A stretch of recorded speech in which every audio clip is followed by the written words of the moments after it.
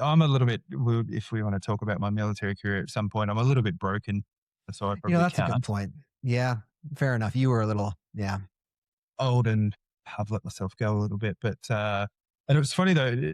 I was still playing up until my mid 30s, and I was playing this. Well, I was living in Canberra, which is Australia's capital, and I got invited to play in this competition. It was called the Canberra Players League, and it's guys that go to our Australian Institute of Sport with players like Andrew Bogut and Dante Exum Bro, and guys like I that. live in Utah. Andrew Bogut. I know Andrew Bogut. He came to college. Yeah, Come on, yeah. of course. Yeah. I remember watching that Joe guy in Ingles, college. those Yeah. guys. Yeah, yeah. Yeah. Joe Ingle. Yeah. Yeah. Yeah. Joe. Yeah, yeah, That guy's yeah. the man. Yeah. Obviously, Yeah. Joe. Yeah, yeah. I've got his singlet. But so the guys that go to the AIS play in this competition. The guys that play pro play in this competition, and whatever. And if you've played in and around that level, you can be invited to play. And they have a strict no dickheads rule. So if you're a dickhead, you're not going to get invited. So I got invited. I showed up to one game and they said, "You're marking that kid, and he's unreal.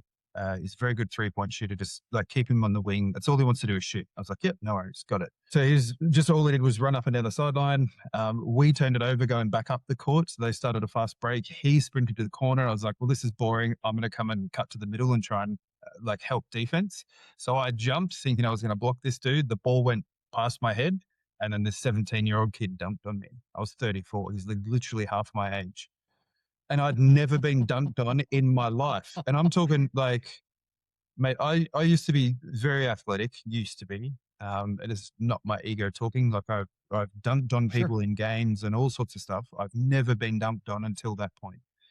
And I was like, that's it. I'm done. Like this is not my time. This is a young kid's game. I'm out. And the guys were like, "Yeah, good game, man. See you next week." And I'm like, "You absolutely will not see me next week." Never again. Never went back.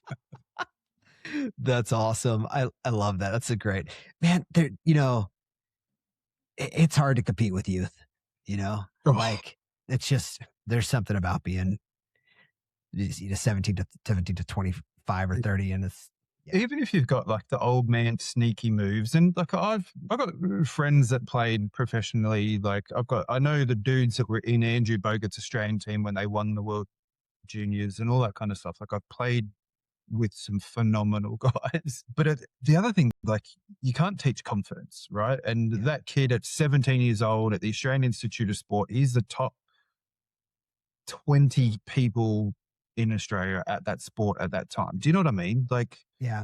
it's them and the guys that are in the Australian men's team. They're the top 25 basketball players in Australia. And so he's got all of that confidence and he just put it on my head. And I was like, all right, good luck, man. All the best. And he's playing pro here now in Australia. Like he plays for one of our professional teams and he's doing good. I've kept track of him ever since he dumped on me. And I'm just like, yeah, good on him. I mean, you kind of, at some point, you have a little like, it's not ideal, obviously, to get dunked on, but also you see them like, okay, I got a little respect for that now. Also, it's a great story if you're, having a party with some friends like that guy dunked on me once. Like I know that guy. He doesn't remember me except Yeah, he put just me on that the he was just invisible that poster. old guy he dunked on years ago. Yeah. It would be great if someone knew him and was like, actually, that was really important to that guy. You really, he was. He tells that story all the time. I'm like, you might have set him up for success, man. That might have been like one of your early management experiences. Yeah, he's like, I've got it. That's what I needed. You're in his will. He's going to bequeath everything to you someday. He's like, this guy, I owed all the Andrew Nathan. That's great. Oh man. All right. Okay. So you hung up, you hung up your basketball sneakers. But you said there's not like, college athletics are not the same. In Australia, but you did go to college. You did, right? But I went to college when I was actually in the US working for Microsoft. I got Microsoft to pay for my tuition. So I studied while I was working full time there. So, okay.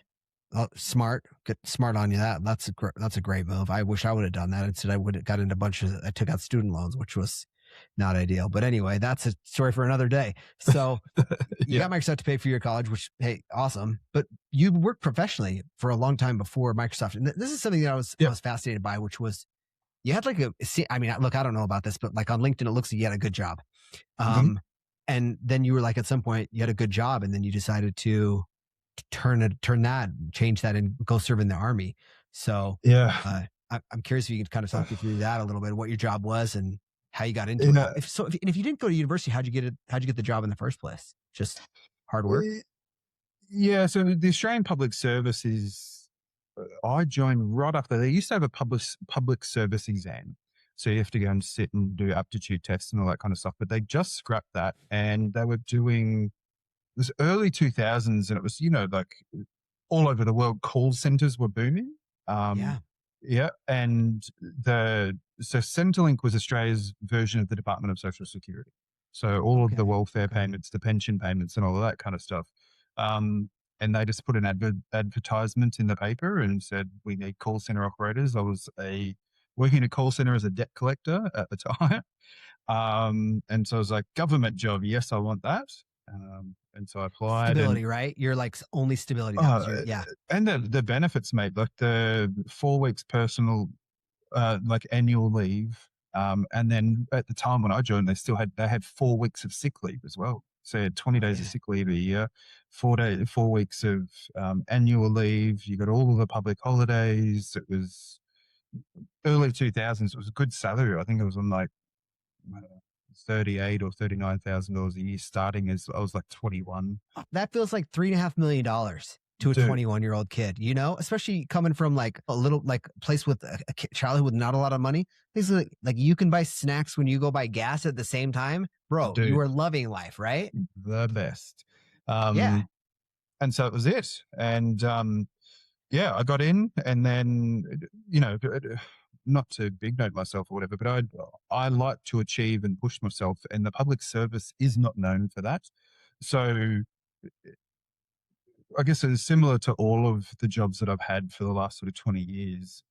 Like I kept just saying yes to opportunities. Like, who wants to do this? And I was like, yeah, me. And all the older people that were around were like, performance-based punishment. You're going to have to do more work. And at the time, I was like, cool. Like, if I'm going to be here anyway, I may as well do something that's fun and that I'm interested in. So I got trained to do a whole heap of bunch of stuff, and then we won't go into like because I was there for 7.5 years or something. I won't go into all of the minutiae of it, but I became an expert in the stuff that I was doing. And because I'd been a debt collector before I joined, I ended up in part of the team that took Department of Finance, Department of Tax, and all of the relevant stakeholders' policy documents, and I wrote them into uh, like I guess how-to guides and the structure of how we did our business.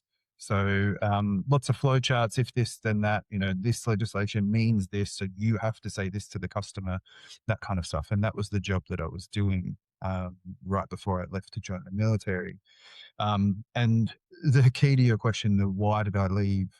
Uh, I was 27, I think, and so still fit, healthy, and active, and pushing myself to be better and grow and everything. And this manager called me in and he's like, "Hey mate, you need to have a chat." And I thought I was like getting, you're not doing enough. And he's like, "Look, we've spent." I can't remember what it was, like 8, 11 years, long time, getting all of our client departments to accept that it takes us 11 weeks to send our documents back to them. You're doing it in 3 or 4 days. You're going to make, if your department start talking to all the other departments, then they're going to start asking why we're not doing it in 3 or 4 days. So I need you to slow down. It's like, I don't care if you do it in 3 or 4 days, but then take a long lunch, read the paper, just don't send it to them. And I just went home to my wife and was like, I can't do this for another 40 years. Like, I can't sit here and just exist. Like, that's not what I want for the rest of my life. So she's like, what do you want to do? And started looking into options. And I said, I make that sound like that was a long period of time. I literally spent one night. It was like, and I knew I wanted to work with computers. And I went on and took jobs that pay you to learn how to do IT. And the first job that popped up was the information systems technician in the army. And Defence Force recruiting was literally a block over from the building that I was working in. So the next day I walked in, put my bag down, and then walked down to Defence Force recruiting and went, what do I got to do? And it was that easy. I mean, what was that conversation like? Was the guy like, that's like a golden ticket for him, right? You walk in, you're like, what do I do? And he's like, oh yeah, because right, he's trying to recruit, and so Well, what was that? it's an interesting story. Half this stuff sounds made up, I swear. But So I Believe because it. I was because of the level that I was at Microsoft at Centrelink, I was the youngest person to make the level that I was at 27. Blah blah blah. And so I initially applied to become an officer, and I Okay. did the aptitude test, and they thought I cheated because the aptitude test is timed. You're not supposed to be able to finish it, and I finished it, and I walked out like 40 minutes before the next person walked out. And they called me back in, and I went back into the room. And there was the Defence Force recruiter, was a civilian guy. There was a person from every branch. So Australia only has a Navy, Air Force, and Army. Somebody from each branch and a psychiatrist in who administered the test. And I said, there was some irregularities with your test. We need you to do it again. I was like, yep, okay, no worries. So I did it again and finished it again.